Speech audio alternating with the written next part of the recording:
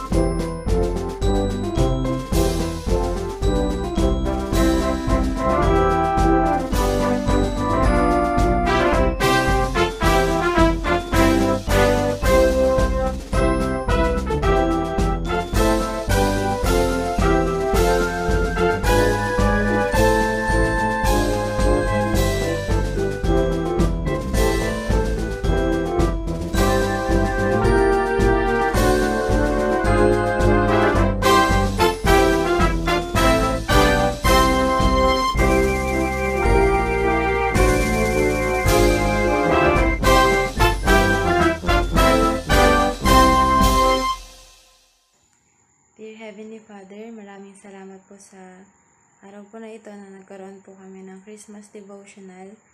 Maraming salamat po sa mga leaders at ibang members na nagbigay po ng effort at time para po dito. Maraming salamat po sa presensya po ng bawat isa at sa patuloy na blessings na nare-receive namin. Gayon din po sa atoning sacrifice na ginawa ni Jesus Christ. Hinihiling ko po, Heavenly Father, na ngayong darating na Christmas is magsama-sama po ang bawat isa, ang buong pamilya na nag-celebrate ng puno ng pagmamahal at pag-asa. Hinihiling ko rin po na maging ligtas po ang bawat isa at makadalo po ang bawat membro sa maganapin pong virtual devotional. At hinihiling ko rin po na maging masaya po ang bawat isa. At yun lamang po, Ama. Mahal na mahal po namin kayo at iniwan ko sa kanan sa Kristo. Amen.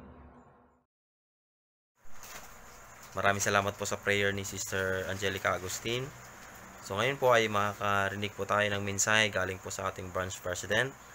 Para sa kanyang opening remarks, President Albert Capulong.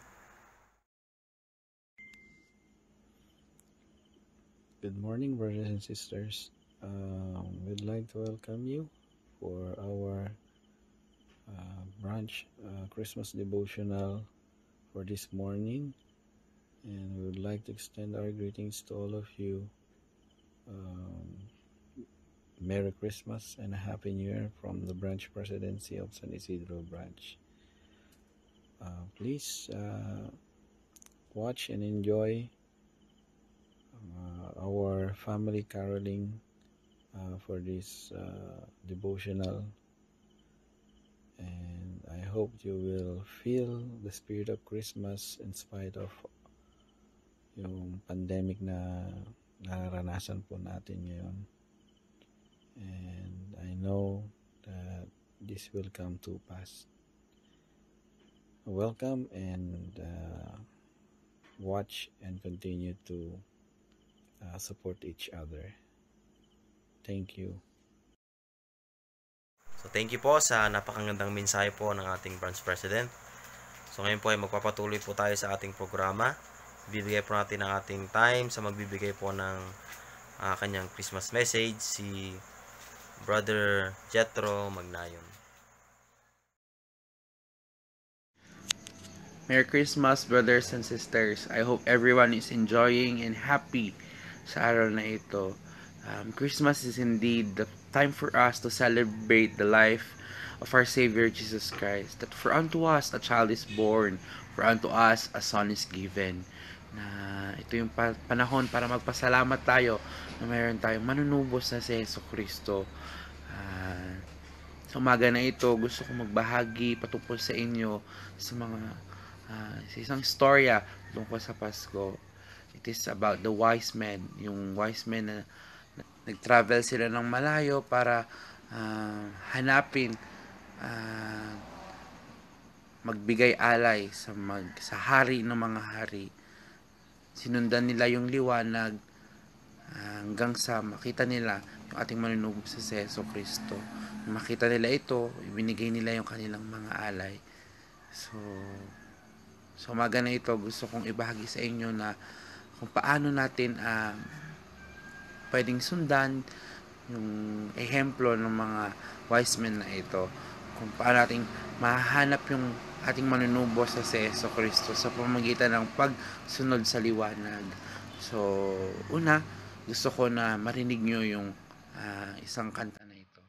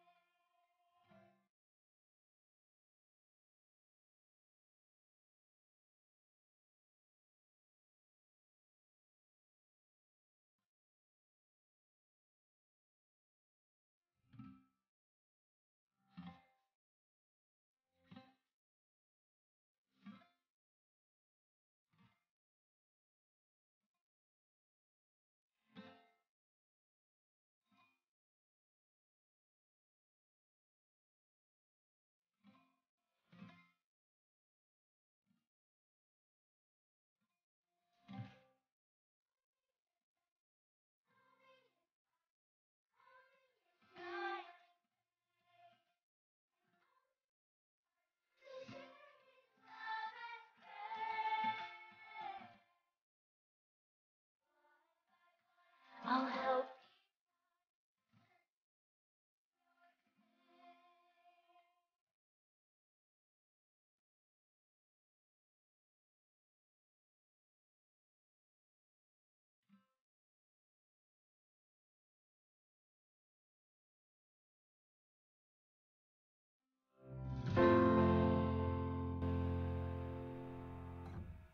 So, sa papaanong paraan daw natin maaring masumpungan yung ating manunubos. Ito ay sa pamamagitan ng pagsunod din sa liwanag. So, gusto kong ibahagi sa inyo, brothers and sisters, kung ano nga ba yung liwanag na ito.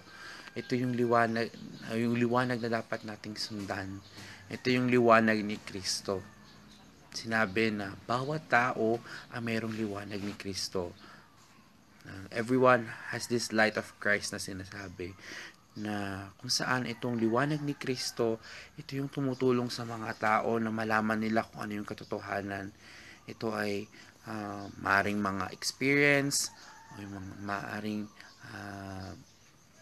pinagdadaanan ng mga tao ngayon na tumutulong sa kanila na malaman kung ano nga ba yung katotohanan. At ito yung dapat nating hanapin, kagaya ng mga ginawa ng mga wise men na ito. They follow the light And then, doon nila nahanap si Yeso Cristo. Sabi sa kanta, di ba? Na there are those in need standing right next to me. Meron yung mga tao na nakapalibot sa atin na inihanda ng Diyos para nandiyan ng Diyos para matanggap nila yung ebanghelyo ni Yeso Cristo. Yung mga tao na may pinagdadaanan, may mga tao na may mga pagsubok na kinakaharap, mga tao na nakaramdam ng mga promptings ng banal na espiritu patungkol sa mensahe na meron tayo. So, paano natin sila matutulungan? So, sa ating programa sa taon na ito, meron yung Life the World, one by one. So, pwede tayong tumulong, pwede tayong magpaliwanag sa mundo sa pamamagitan ng mga simpleng gawain, sa mga simpleng paraan na pwede natin gawin. Pwede nating tumawag, mag-text sa mga tao na kakilala natin, sa mga kaibigan natin, at batiin natin sila ng maligayang Pasko at kamustahin natin sila. Maaring bisitahin natin yung mga may sakit at nangangailangan. Maaring kung kaya natin, maghanda tayo ng mga pagkain, mga food packs para sa mga kapatid natin na nangangailangan, at gayon din, maaari tayong mag-post at mag-share sa social media patungkol sa paniniwala na mayroon tayo, patungkol sa testimony natin, kung gaano tayo kasaya na mayroon tayong manunubos sa si Yeso Cristo. So, maraming paraan para makita natin sila. My prayer is maging motto din, or maging motto natin kung ano yung nasa may chorus ng kanta, diba? I'll be His hands, I'll be His heart, I'll be His smiling face. Na we can be like our Savior dito sa mundo by sharing our light, by finding those na inihanda ng Diyos para sa atin. My prayers, brothers and sisters, na ma-share natin yung liwanag na meron tayo, yung pagmamahal ni Yeso Cristo para sa atin. Alam ko na sobrang mahal tayo ng Diyos, at alam ko na palagi siyang nandyan para sa atin. Naway maging masaya yung Pasko ng bawat isa sa atin, at mas maramdaman natin yung pagmamahal ni Yeso Cristo ngayong Kapaskuhan. At lahat ng mga bagay ito ay aking binabahagi sa pangalan ni Yeso Cristo. Amen. So, salamat sa message po ni Brother Jethro Magnayon sa pagpapatuloy po ng ating programa. Ngayon po ay matutunghayan po natin na napapanood ang mga hinandang performance at video Christmas carol ng ating mga miyembro ng simbahan. So, hope mag-enjoy po tayong lahat, at may kaakibat po itong mga papremyo para sa mga effort na ginawa ng ating mga members.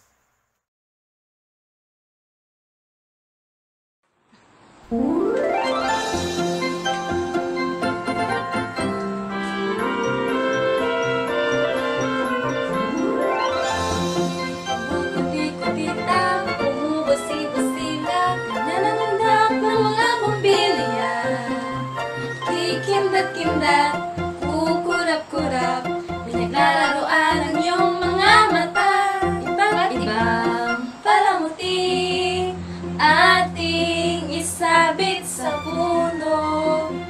Buhusan ng mga kulay, tambakan ng mga regalo. Kumukuti-kutita, bumubasi-basila, nanangindak ng mga bumbilya. Kikindat-kindat, kukurap-kurap, pinaglalaroan.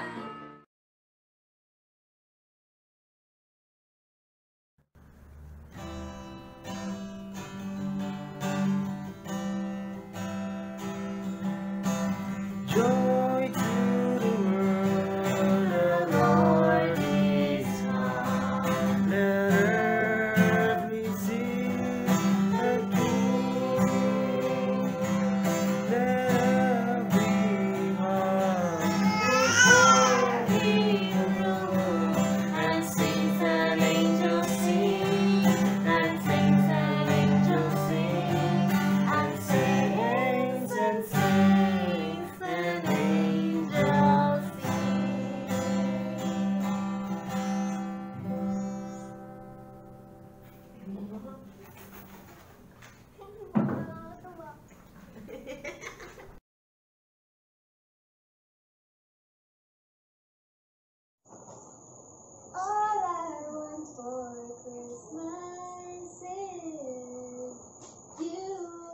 don't wanna love for Christmas. There is just one thing I need, and I don't care about the presents underneath the Christmas tree.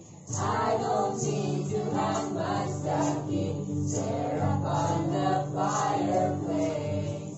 Santa Claus will make me happy with a quiet Christmas day. I just want you for my home, more than you could ever know.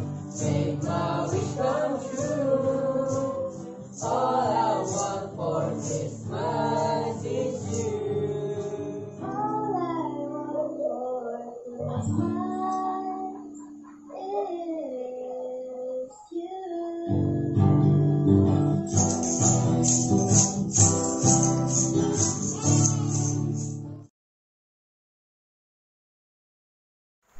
So, napagdesisyonan po ng ating branch presidency na ang mga nag-effort po na mag-create po ng kanilang mga video presentation para sa devotional natin ay makakatanggap nga po ng papremyo. So, ang hinahanap po nating mga winners ay 3 po. So, since 3 lang din po ang nagbigay ng kanilang mga entry, so automatic po na sila po ang mga nanalo sa ating video Christmas Carol. So, congratulations po sa mga nag-effort at nagbigay ng kanilang time para magbigay ng kanilang mga video Christmas Carol. So, ngayon po sa pagpapatuloy ng ating programa ay bibigyan naman natin ng time para sa another Christmas message po na manggagaling po sa secretary ng ating unit, si Brother Christian Duatin. Good morning po, brothers and sisters. Merry Christmas po and Happy New Year po sa ating lahat. At this time, we celebrate again the birth of our Savior Jesus Christ. And despite of the pandemic that we have, I know po we still have the faith and perseverance to follow His commandments.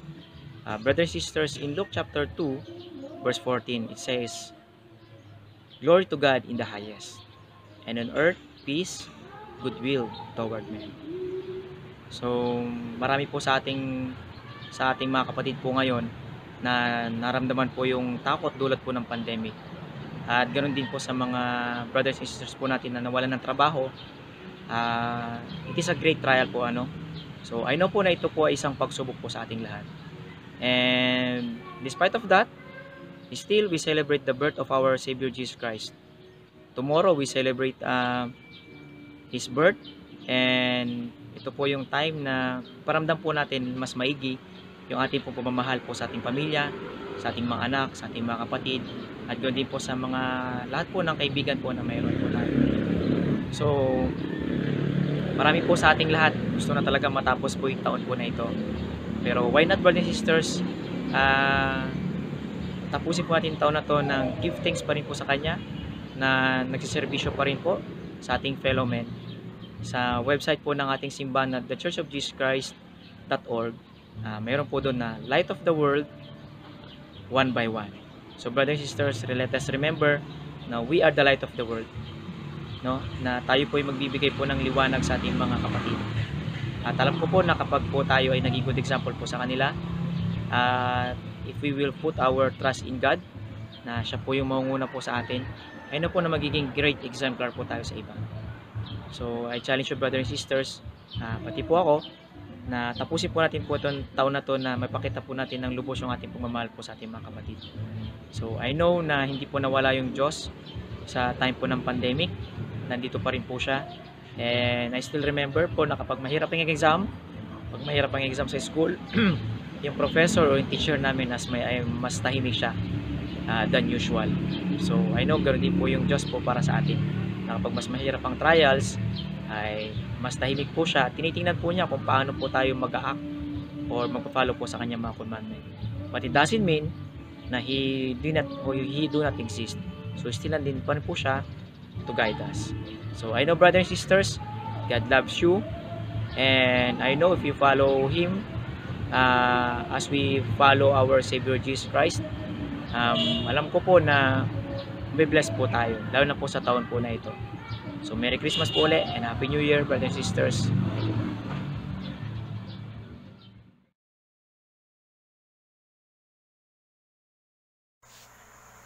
So maraming salamat sa message po ni Brother Christian Duatin. And of course, maraming salamat po sa mga nanood po ng ating Branch Christmas Devotional. So pinapaabot po ng ating branch presidency na sa kalagitnaan po ng pandemic na kinakaharap po natin ngayon at ng buong mundo, hope ma-celebrate pa rin po natin at maalala ang kapanganakan po ng ating tagapagligtas na si Jesu Cristo. At sa pagtatapos po ng ating Christmas devotional, ating closing hymn ay matatagpuan sa hymn number 202, O Come All Ye Faithful, and pagkatapos po ng ating ng kanta ay ang ating closing prayer ay bibigay ni Sister Aisa Liwalum. So maraming salamat po muli. Merry Christmas and Happy New Year.